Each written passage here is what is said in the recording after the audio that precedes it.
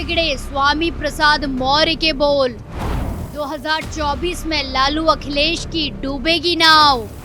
चंद्रशेखर ने बताया रामचरितमानस को नफरती ग्रंथ। स्वामी प्रसाद मौर्य ने जलाई मनुस्मृति की प्रतियां। नमस्कार, कैपिटल टीवी में आपका स्वागत है और मैं हूं आपके साथ प्रिया बिस्ट। अब वक्त हो चला है कैपिटल टीवी की खास पेशकश स्पेशल स्टोरी का। बिहार और यूपी की राजनीति के दो नेता इन दिनों विवादित और बिगड़े बोल के लिए जाने जा रहे हैं। अब विवादित बोल से आप समझ ही गए होंगे कि किसकी बात चल रही है। बिहार के शिक्षा मंत्री चंद्रशेखर और यूपी में समाजवादी पार्टी के नेता स्वामी प्रसाद मौर्य की। दोनों ने काफी पहले से हिंदू धर्म ग्रंथों की खामियां गिनाना शुरू कर दिया है, जो खत्म होने का नाम नहीं ले रही है। आए दिन दोनों ही बड़बोले नेता रामचरितमानस और मनुस्मृति के प्रति ये आग उगलते रहे हैं, जो आग इनकी ही पार्टी को जल्द पूरी तरह से भस्म करने वाली है। आखिर ये दोनों इतने बगावती बोल देने पर क्यों उतर आए हैं और इतने बेतुके बयान देने के बाद भी पार्टी इन पर कोई एक्शन क्यों नहीं लेती है? इन सब सवालों के जवाब तलाशती रिपोर्ट हम आपके सामने पेश कर रहे हैं, जिससे पता लगेगा आखिर क्या है चंद्रशेखर और स्वामी प्रसाद मौर्य के पीछे की असल राजनीति।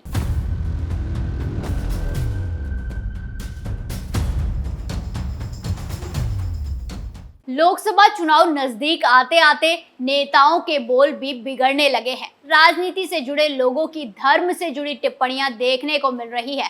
तमिलनाडु के मंत्री उदयनिधि स्टालिन के सनातन धर्म पर विवादित बयान के बाद अब एक बार फिर से उत्तर प्रदेश के समाजवादी के बड़बोले नेता स्वामी प्रसाद मौर्य ने हिंदू धर्म पर विवादित बयान दिया। उनका कहना है कि हिंदू कोई धर्म नहीं है, बल्कि इसका फारसी में अर्थ चोर और नीच होता है। इतना ही नहीं, उन्होंने ये भी कहा कि हिंदू राष्ट्र की मांग करने वाले देशद्रोही है। वहीं दूसरी तरफ बिहार के शिक्षा मंत्री चंद्रशेखर हिंदू धर्म ग्रंथों रामचरितमानस, मनुस्मृति और जाति व्यवस्था पर लगातार विवादित बयान देते रहे हैं। सीएम नीतीश कुमार और उनकी पार्टी जेडीयू की आपत्ति को दरकिनार कर वो लगातार बोलते रहते हैं। जहां चंद्रशेखर आरजेडी के नेता हैं, आरजेडी में उनके बयान से सभी नेता इत्तेफाक भी नहीं रखते। आरजेडी के नेता और बिहार के डिप्टी सीएम तेजस्वी यादव ने भी चंद्रशेखर को सलाह दी है कि वो इन सब लफड़ों से दूर रहें, अपने विभाग के कार्यों पर ध्यान दें। जहां चंद्रशेखर को तेजस्वी यादव का करीबी माना जाता है, लेकिन इसके बावजूद चंद्रशेखर को किसी की परवाह नहीं है। हिंदुओं की भावनाओं को ठेस पहुंचाने का उनका अभियान बदस्तूर जारी रहता है। क्या वजह है कि चंद्रशेखर हिंदू धर्म ग्रंथों और जाति व्यवस्था के इतने खिलाफ हैं? इसको सबसे पहले अच्छे से समझते हैं। दरअसल सियासी गलियारों में ये चर्चा आम है कि चंद्रशेखर अपने मन से कुछ भी नहीं बोल रहे। यूपी में समाजवादी पार्टी जिस तरह से स्वामी प्रसाद मौर्य को हिंदू धर्म ग्रंथों के विरोध के लिए खुली छूट दे रखी है, बिहार में वही काम चंद्रशेखर कर रहे हैं। ये बीजेपी विरोधी दोनों पार्टियों की रणनीति भी हो सकती है। उधर तमिलनाडु में डीएमके नेताओं उदयनिधि स्टालिन और ए राजा ने भी सनातन के खिलाफ मोर्चा खोल दिया है। चंद्रशेखर जैसे नेताओं के ऐसे बयानों का एक मकसद तो साफ है कि उनका लक्ष्य अल्पसंख्यक तुष्टीकरण है। उन्हें लग रहा होगा कि इससे मुसलमान और ईसाइयों को गोलबंद किया जा सकता है। बीजेपी जिस तरह हिंदुत्व और सनातन की पक्षधरता के कारण अपने सियासी मकसद में कामयाब रही है, उसी तरह बिहार में चंद्रशेखर को भी शायद यही लगता होगा कि यादवों के वोट तो आरजेडी को छोड़ दूसरे किसी दल को मिलने वाले नहीं। मुसलमानों के थोक वोट भी उनके इस तरह के भड़काऊ बयानों से पार्टी को मिल जाएंगे। इसका साफ मतलब है कि उनकी नजर बिहार के यादव मुस्लिम वोटों पर है। बिहार में यादवों के वोट करीब 15 से 16% बताए जाते हैं। मुस्लिम वोटर भी तकरीबन इतने ही आके गए हैं। आरजेडी का मानना है कि इन दोनों के वोट अगर उसे मिल गए तो अकेले 30% से अधिक वोट किसके होंगे? बिहार की लोकसभा सीटें जीतने के लिए किसी एक दल को इतने वोटों का मिलना पर्याप्त है। हालांकि असदुद्दीन ओवैसी की पार्टी एमआईएम के बिहार में उभार से आरजेडी थोड़ा चिंतित है। बिहार विधानसभा के पिछले चुनाव में ओवैसी की पार्टी के 5 विधायक जीते थे। संयोग से पांचों सीमांचल से ही जीते। घुसपैठ के कारण सीमांचल में मुस्लिम आबादी ने वहां की डेमोग्राफी बदल दी है। वहीं अमित शाह की कई सभाएं सीमांचल में हो चुकी है। इससे आरजेडी में थोड़ी घबराहट तो है।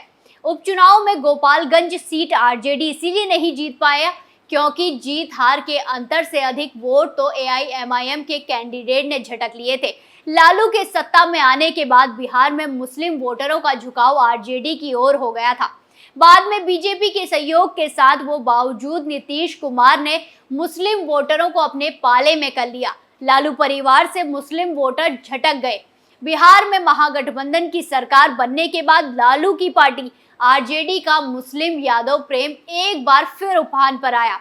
मुस्लिम वोटों के बंटवारे का खतरा सिर्फ ओवैसी से है, इसीलिए संभव है कि चंद्रशेखर को आरजेडी ने ही ऐसी बयानबाजी की खुली छूट दे रखी है, जहां लगातार सामने आ रहे बयानों से ये तो साफ है कि ये बाज नहीं आने वाले। रामचरितमानस और मनुस्मृति के खिलाफ चंद्रशेखर अपनी लाइन से हटने को बिल्कुल भी तैयार नहीं है। समय समय पर वो उकसाने वाले बयान देते रहते हैं। 24 दिसंबर 2022 को उन्होंने कहा था कि मनुस्मृति से समाज में विद्वेष फैला। इस विकृति को सबसे पहले बुद्ध और बाद में बाबा साहेब भीमराव अंबेडकर ने महसूस किया। जातीय भेदभाव के कारण ही बाबा साहेब ने मनुस्मृति जलाई थी। चंद्रशेखर ने 11 जनवरी 2023 को कहा कि रामचरितमानस नफरती ग्रंथ है। ये महिलाओं, दलितों, पिछड़ों को पढ़ाई से वंचित करता है, उनका हक दिलाने से रोकता है। फिर 14 सितंबर 2023 यानी कि हाल ही में चंद्रशेखर ने हद ही पार कर दी। उन्होंने रामचरितमानस की तुलना पोटेशियम साइनाइड जैसे खतरनाक जहर से कर दी। उन्होंने इसके लिए रामचरितमानस की एक चौपाई का हवाला भी दिया, पुझी विप्री सकल गुणहीना सूद्र न पुझी वेद परवीना। उन्होंने ये भी जोड़ा कि जब मैंने इस पर आपत्ति जताई तो मेरी जीभ काट कर लेने वालों को 10 करोड़ का इनाम घोषित कर दिया गया। अब जो कह रहा हूं उससे तो मेरी गर्दन काटने के लिए इनाम घोषित कर दिया जाएगा। बिहार के मुसलमान आरंभ में कांग्रेस के साथ रहे, उनके वोट तत्कालीन समाजवादी दलों को भी मिलते रहे हैं। कांग्रेस के बाद मुसलमानों के वोटों के ठेकेदार आरजेडी बन गए। नीतीश कुमार के सत्ता में आते ही मुस्लिम वोट जेडीयू को भी मिलने लगे, वो भी तब जब नीतीश कुमार बीजेपी के साथ सरकार चला रहे थे। वहीं अब तो ओवैसी की एंट्री से भी मुसलमान वोटों के बंटने का खतरा बढ़ गया है।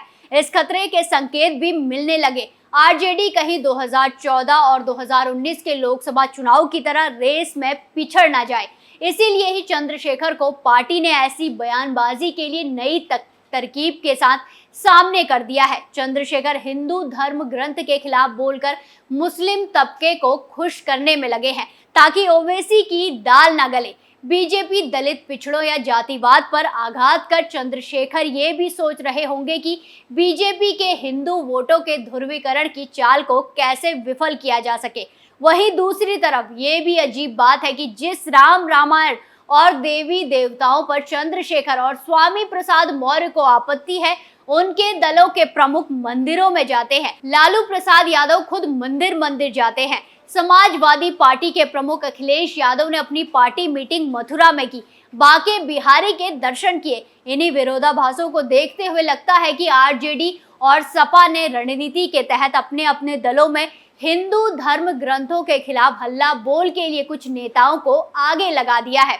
लालू प्रसाद यादव ने सोनपुर के बाबा हरिहर नाथ मंदिर के अलावा उन तमाम मंदिरों में माथा टेका है जो हिंदुओं के आस्था का केंद्र माने जाते हैं। लालू यादव पहले भी कह चुके हैं कि उनके सपने में भोले बाबा आते हैं। लालू यादव ये भी बता चुके हैं कि उन्होंने सपने में आकर जो कहा वो मैंने किया तो मुझे लाभ हुआ। इन सब बयानों से साफ जाहिर होता है कि वोट की भूख में ये नेता कैसी कैसी हरकत कर सकते हैं। धर्म ग्रंथ पर सवाल उठाकर लोगों को गुमराह कर सकते हैं। स्पेशल स्टोरी में आज के लिए इतना ही। फिर पेश होंगे नए मुद्दे के साथ। बाकी तमाम खबरों के लिए देखते रहिए कैपिटल टीवी उत्तर प्रदेश। नमस्कार।